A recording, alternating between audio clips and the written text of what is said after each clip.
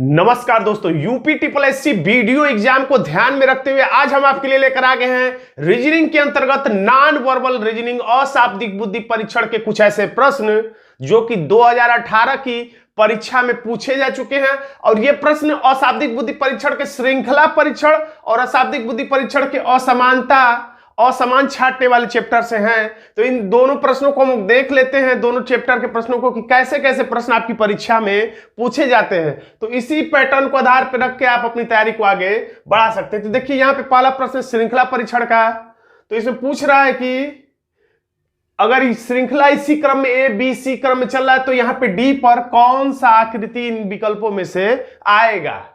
तो ध्यान से देखिए, बहुत ही आसानी से आप उत्तर दे सकते हैं। जैसा कि वीडियो में अपेक्षाकृत रीजनिंग के कठिन प्रश्न पूछे जा रहे हैं, लेकिन ये प्रश्न उतना कठिन नहीं है, या कुछ प्रश्न आसान भी है, कुछ मीडियम लेवल के भी हैं और कुछ कठिन प्रश्न भी है जो टाइम टेकिंग है।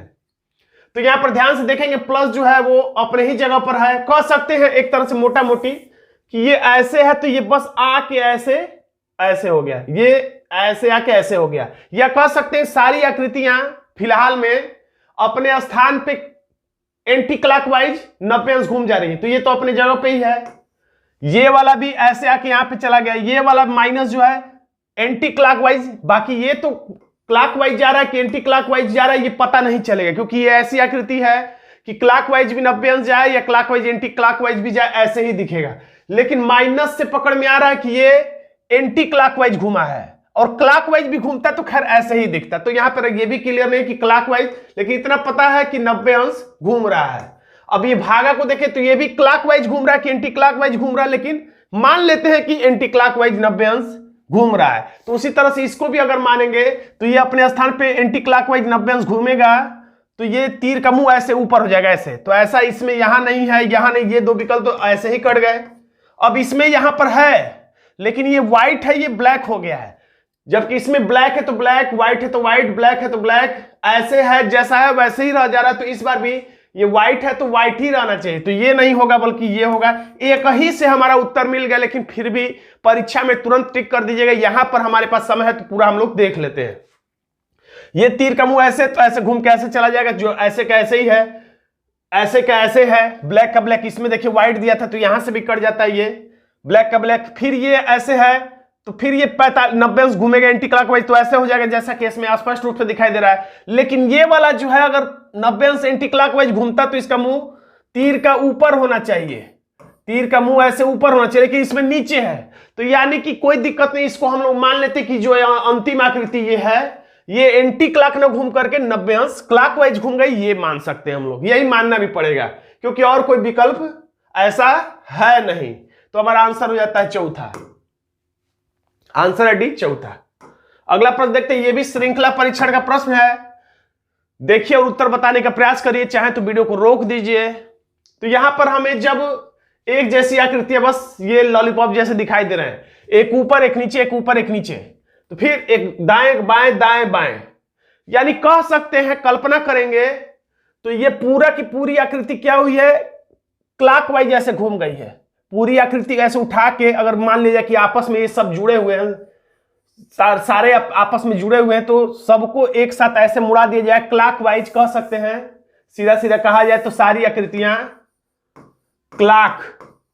क्लॉकवाइज जो है कितना घूम गई हैं, क्लॉकवाइज 90 अंश घूम गई है, ये कहा जा सकता है। उसी तरह से अब इसको मुड़ा जाएगा तो देखिए नोक वाला भाग ऊपर है और नीचे है, तो जब, और इधर साइड में सपाट है, इधर साइड में सपाट है, इधर साइड में सपाट है, ऊपर नोक वाला भाग है, नीचे है। तो जब ये 90 अंश क्लॉकवाइज मुड़ेगा तो नोक वाला भाग कहां जाएगा, यहां पे आ जाना चाहिए ऐसे, और एक नोक वाला भाग इधर आ जाए, यानी इधर और इधर आ जाना चाहिए।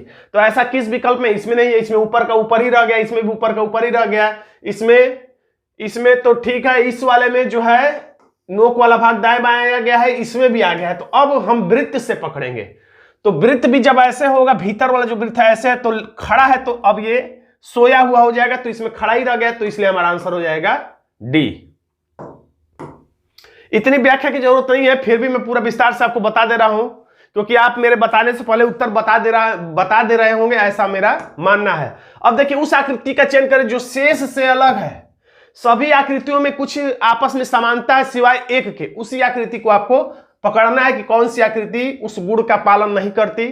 तो तो ध्यान से देखिए, जब, याद रखिए मेरे शब्दों को ध्यान से सुनिए, जब देखने में सरसरी निगाह से सारी आकृतियां एक जैसी दिखे, किसी भी प्रश्न में, किसी भी अशाब्दिक बुद्धि परीक्षण के प्रश्न में जब सभी आकृतियां एक जैसी दिखे अलग छांटने वाले में, तो आप समझ लीजिए कि देखने में तो अलग दिख रही हैं, लेकिन उसमें एक आकृति जरूर अलग है। उसको कैसे पकड़ेंगे? तो पकड़ने का सबसे आसान नियम है, किसी एक को आप अपना चिन्ह बना लीजिए। जैसे हम लोग इसको सिर मान लेते हैं तो इधर ही की तरफ चेहरा कर लेते हैं। अगर टांग को चिन्ह मानते हैं हम लोग तो टांग की तरफ चेहरा करेंगे। एक किसी को डिसाइड कर लीजिए, या टांग को टांग की तरफ चेहरा करके सोचिए, या ये जो अर्धवृत्त दिया उसकी तरफ चेहरा करके सोचिए। किसी एक को अपना आधार बना लीजिए। तो हमने आधार बना लिया इस अर्धवृत्त को। अब अर्धवृत्त की तरफ ही चेहरा करके देखेंगे। अर्धवृत्त की तरफ देखिए, मेरा चेहरा हो गया। अब काला वाला, परीक्षा में तो घूम नहीं पाएंगे लेकिन अब कल्पना द्वारा सोच लीजिएगा। अर्धवृत्त तरफ चेहरा करके देखेंगे तो काला वाला भाग किधर है? हमारे बाएं साइड में। काला वाला भाग किधर है? हमारे बाएं साइड में। फिर अर्धवृत्त की तरफ चेहरा करके हम सोच रहे हैं, अर्धवृत्त की तरफ चेहरा करके सोच रहे हैं काला वाला भाग किधर है? तो हमारे बाएं साइड में ही है। अब इसमें अर्धवृत्त की तरफ चेहरा करके हम सोच रहे हैं तो काला भाग हमारे किधर है? बाएं ही साइड में है। चाहे तो हम सफेद वाले को भी देख सकते थे, किसी को आधार बना लीजिए, काला ही भाग बायां। अगर इसको व्हाइट वाले को देखते तो हमेशा हर जगह दाएं दाएं लिखे रहते हैं। अब इसको देखिए बी वाले को, तो बी की वाले की तरफ, इसकी तरफ चेहरा कर लिए हम, तो हमारा बाएं हाथ की तरफ क्या है? व्हाइट वाला है। यानी कि काला वाला किस भाग किस तरफ है? तो इस बार दाएं साइड में है। यानी यही हमारा आंसर होने वाला है शायद। आगे देखते हैं, इसकी तरफ चेहरा करके खड़े होते हैं तो हमारे बाएं साइड में क्या है? काला वाला भाग किधर है? तो हमारे बाएं साइड में। देखिए काला वाला भाग सब में बाएं साइड में है, सब में बाएं साइड में, सिवाय इसमें बी में है जो दाएं साइड में दे दिया है। यही व्हाइट वाले को पकड़ते तो कहते कि सब में दाएं साइड है, इसमें बाएं साइड में, तो भी यही आंसर बन जाता। हमारा आंसर है बी, जो कि विकल्प बी ही में लिखा है। एक और प्रश्न, चाहे तो वीडियो को रोक दीजिए, बहुत आसान सा प्रश्न है, 10 सेकंड में उत्तर आ जाएगा। ऐसा प्रश्न कई परीक्षाओं में पूछा जाता रहा है, बस पैटर्न थोड़ा थोड़ा बदल जाता है। तो ध्यान से देखिए, एक टांग इसका नीचे है तो एक टांग ऊपर है, एक टांग नीचे तो एक टांग ऊपर, एक टांग नीचे एक टांग ऊपर, एक टांग नीचे एक टांग ऊपर, एक टांग नीचे एक टांग ऊपर। तो इससे पकड़ में नहीं आया। किसी का अगर ऐसा होता, किसी का टांग दोनों ऊपर या दोनों ही नीचे रहता, तो वही हमारा आंसर हो जाता। अब दूसरा तरीके से देखते हैं। अब टांग ऊपर नीचे तो सब में ही है, ये कॉमन है। एक देख रहा है दाएं तो एक देख रहा है इसका टांग बाएं, एक बाएं तो एक दाएं, एक बाएं तो एक दाएं, एक बाएं, और ये भी बाएं ही देख रहा है। तो यही शायद हमारा आंसर। अगला भी देख लेते हैं, एक दाएं तो एक बाएं। सब में टांग दाएं बाएं है, लेकिन इसमें दोनों टांग एक ही दिशा में है, किधर? बाएं साइड में। तो इसलिए यही चौथा आंसर है, जो कि चौथा सी में लिखा है। तो हमारा सी आंसर हो जाता है। तो दोस्तों, आज का ये वीडियो आपको कैसा लगा कमेंट बॉक्स में जरूर लिखिएगा। वीडियो अच्छा लगा तो वीडियो को लाइक कर दीजिएगा, इसे अपने दोस्तों में शेयर कर दीजिएगा, और चैनल पर नए हैं तो इस चैनल को सब्सक्राइब जरूर कर दीजिएगा। धन्यवाद दोस्तों।